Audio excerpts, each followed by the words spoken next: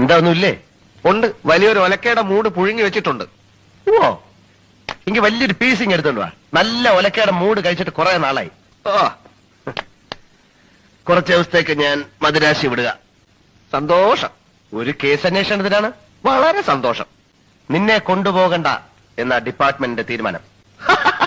വളരെ വളരെ സന്തോഷം. പക്ഷെ ഇത്രയും ദൂരം ഞാൻ ഒറ്റയ്ക്ക് പോകണമല്ലോ എന്ന് ആലോചിക്കുമ്പോഴാണ്. സാരമില്ല. ദൂരം എന്ന് വെച്ചാ എവിടാ? ബോംബെക്കാ? ഏയ്, പിന്നെ ഇവിടെ ഡൽഹിക്കാ? അവിടെ ഒന്നുമല്ല, ബംഗ്ലാദേശിലേക്കായിരിക്കും.